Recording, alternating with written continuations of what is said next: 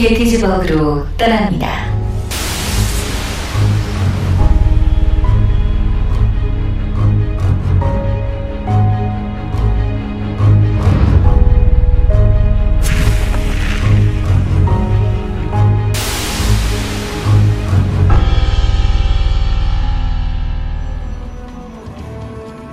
Here we are at Gettysburg for game number 2. Down in the bottom right in the purple, winning that last one, holding that all in, it is herO.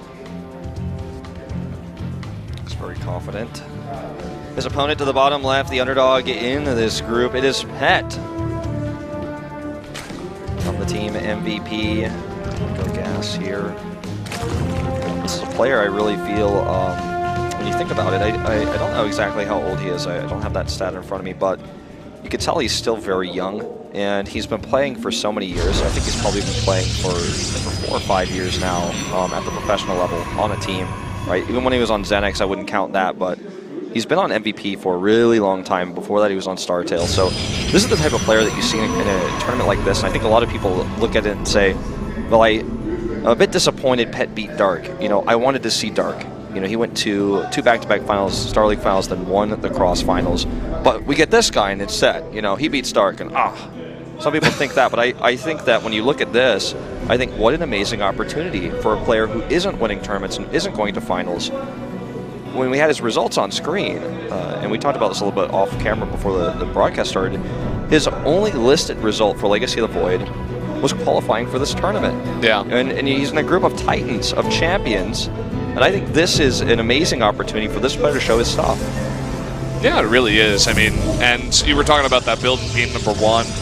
Generally, when you're the heavy underdog, you're going to have a game like that where you go for, you know, you try to sneak one away from the opponent, and generally you do it in game number 1 of the best of 3. Unless you get desperate and you try to, you know, pull something off in game number 2. For all we know, he could do something crazy again here in this game. We did see a Nexus first now from herO, and Pets will scout that out. Sees the 2-gate follow-up here for safety. Trying to block off, and he does, just barely. Very tight block there, nicely done. And that's the kind of thing that, you know, you do to stop this from happening. Unfortunately, with no units out yet with the build he chose, it's a bit unfortunate, but he will have to allow these lings inside. In fact, they're going to work on this. You know, if he actually, he does not overcharge immediately. I didn't know if his Mothership Core was being made at his natural. Oh, he's going to lose that Overlord. That's going to supply block him, and he was going for a big rush of lings to get on the aggression here, on the offensive rather, and that's really going to put a stop to this here, because you needed the big swell of lings if you were going to go for this big follow-up. I mean, at least he got the maximum swell of them before, you know, like he used all of his larva, so when he was supply blocked, he only had 2 larvae available. We're going to see this wall go out tight again. It shouldn't hold, though. These lings should be able to break through. There's the cancel. He gets in on top of these adepts. No overcharge here with this build. He went 2 gateways. He only had 1 overcharge. He used it previously, and now the last adept goes down, and Pet is trying to all-in his way into the winner's match here. And it looks like even though he breaks through and gets that surround, this is just not enough. Perhaps that supply block really just hurt him a little bit too much. He didn't quite have the lings he needed. Here comes the fall, but the wall will be tight this time, and he will have another overcharge. And the thing about this is that he transitions back into drones, but he was doing this all on about 20 drones and 2 bases. So he's going to be massively behind unless he can find some miracle damage here. I don't think he's going to be able to do anything against 4 adepts, though. Valdez and I just lost our feed completely. Okay, it came back. We've been having a few technical monitor issues. I didn't want to tell you guys. But either way, I think there are some line problems here in the studio. So if we have a visual of a Valdez's monitor, but mine is out. But if it happens again, guys, we will let you know. Sorry about the confusion, but you guys, I know, will definitely be able to see anything. It might be a monitor problem on our end. Yeah, it seems like a monitor problem. It's okay. We'll get that fixed, no doubt, during the break. Either way, we do have this Oracle out now for herO. Looking to do some damage. Hasn't found much. And Pet, I mean, this guy is ruthless. He must not be, honestly, too confident playing against a guy like herO. And I mean, who would be, right? Even a very good player at this level has trouble against a guy like herO. I mean, he's a champion. This is a nice little surround. Gets some damage, denies the third base, kills 3 Adepts. And just more and more lanes. I mean, this Oracle's going to come over here and he's going to be like, I have nothing to kill. He might as well send that Oracle home. Yeah. Oh, that was an interesting little cancel there. I don't know if he misplaced that or what happened there. Seems like it. It was, the Observer was trying to hide herO's mistake, whatever it was. Yeah. But see, like, we saw that. That Oracle is over there. It kills 2 drones, but there's a Spore and a Queen. He needs to be back here to defend because this is the moment, right? This is the place where he has to defend. He will probably have to cancel his base. Even with these Adepts really well placed with a good surround on this Nexus, it's just not healthy enough yet. These pylons, even if they finish, will not be enough. And finally, we do see the overcharge go, but I feel like it wasn't even worth the energy. He kills maybe 4 Lings with that, possibly. And I mean, Pet is really trying to make this low economy aggression really work out, and obviously it's affecting quite significantly herO's economy, however much less significantly herO's tech, and herO is starting to build up a healthy Phoenix count now, and this is where it's going to get a little bit scary for Pet. He does have a low drone count, and it's going to get even lower if he doesn't have perfect defense here of these 3 bases.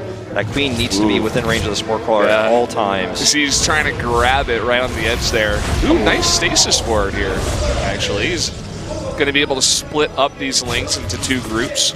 Now Pet grouping up 4 of his Queens here, so not going to be able to find damage there. He's still trying to find damage in this main. He's going to get 3 of the gas drones. As soon as these Lings get destasis, they will have to leave. They can't fight alone here in this position.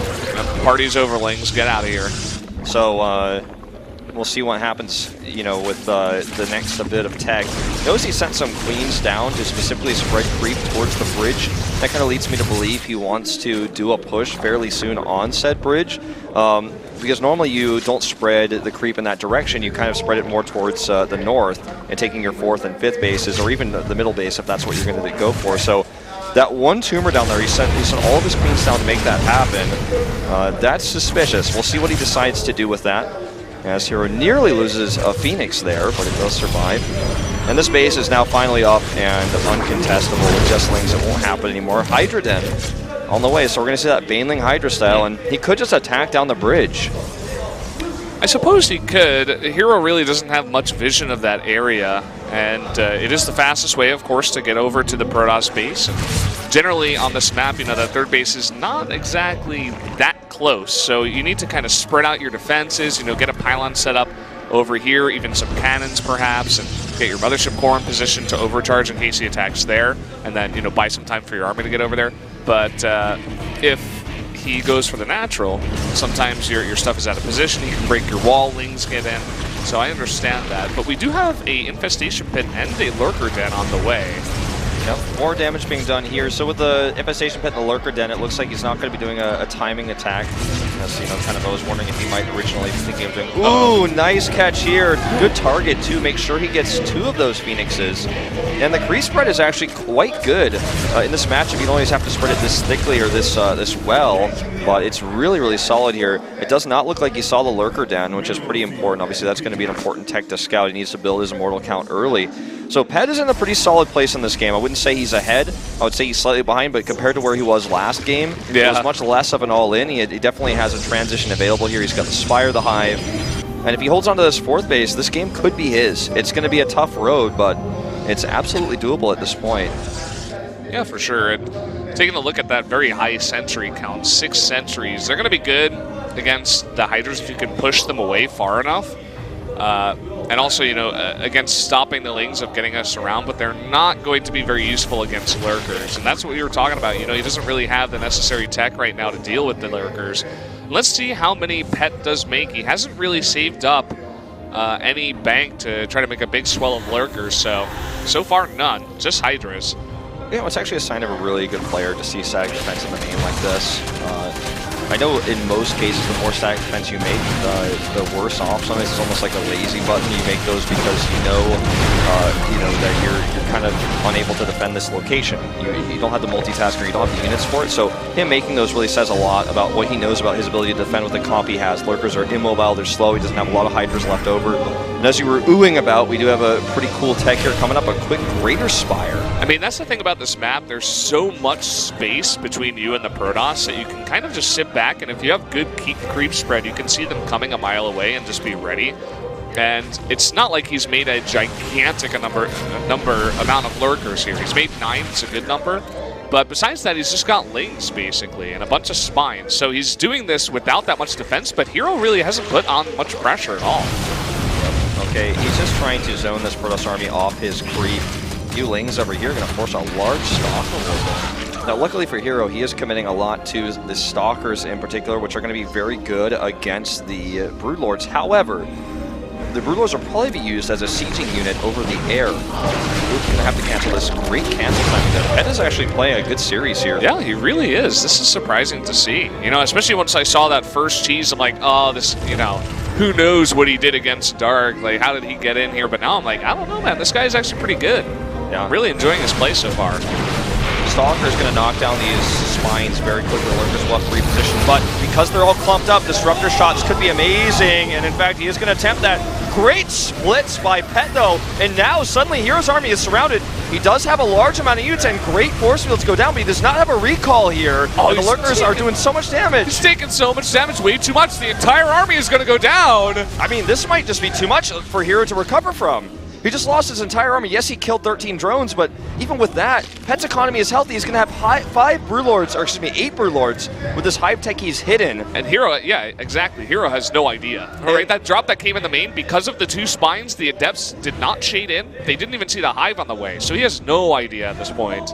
And this is not a normal style. You know, we don't really see Zergs play like this. Now, this War Prison, ironically, will see this. He needs to add more Stargates and probably wants to cancel those Disruptors, to be totally frank, because really these Lurkers aren't being used aggressively. Oh man, if he gets this Prism, okay, it survives. But the Prism isn't finding any damage because the static defense coverage is so good here. He's not going to cancel the Disruptors, in fact, nor is he going to make additional Stargates. It's almost like he wants to try to break Pet before he can get the Broodlords happen. And he is going to bring the Broodlords across the map here. He's not going to siege them by air. Ooh, nice transfuses there on the ball here is Pet. You know what he could do on a map this big is maybe just go around the Broodlords. If you make enough Stalkers, you see he's adding extra gateways and he has +3 on the way. You just come in here, try to snipe units and blink away and just go around the Broodlords. I don't think against this many Hydras and Lings on the ground and the 6 Lurkers that you can just blink underneath the Broodlords if the Zerg is in good position. So I think that basically herO is looking at this differently than many other Processes would. They would go for Tempests here. They would try to use the air. This is one of the weakest places Broodlords can be, is in this open space like you're talking about because it blinks. I think what he's hoping for is for good disruptor shots like this one to clear out the ground army so that he can blink underneath. But I mean, that is a tall order. That is not going to be an easy feat with Lurkers that are split, as we see Pet splitting them now. It's going to be tough to actually win this fight. Here come a few more Purification Novas. All the while, though, there's so many Broods doing a ton of damage. Disruptors here desperately trying to find those hits. Here's the blink he was looking for, though. Oh, and all the Queens that came over, some really nice transfusions, and a bunch of the Broodlords are being sniped, but all the Protoss units are taking so much damage here. Disruptor goes down before he can kill his Lurkers, and that should be game. herO has nothing left. 8 more Blink Stalkers, +3's not done. And Broodlords alone will beat this army. What is he blinking under? Yeah, even just 3 Broodlords. You know, the Queens coming in for the transfuses were actually huge as well. I mean, he kept those Broodlords alive for just long enough.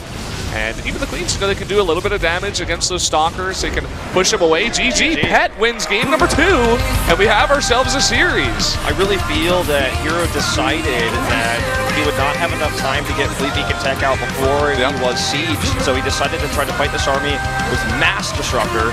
Instead of switching out of it, he was like, well, if I could just kill the ground army one time, I have a healthy Stalker count, because coincidentally, he was building so many Stalkers to support the Immortals to kill the Lurkers before he knew this was happening, so he had a healthy Stalker count, so that would have worked to kill those Broods had he killed the ground army, but he just couldn't do it. The Lurkers were actually really well split while he was pushing. He had Queens to transfuse so that he couldn't kill the Broodlords, and he had so many Broods that even without Queen support, the Broodlords could have almost killed those Stalkers. I mean, it was really well played by Pet. I got to give him real credit for both game 1 and 2, man. He's playing well. Yeah, even taking that game, that's a huge feat against herO. Guys, we're going to jump into game number 3 now on Galactic Process.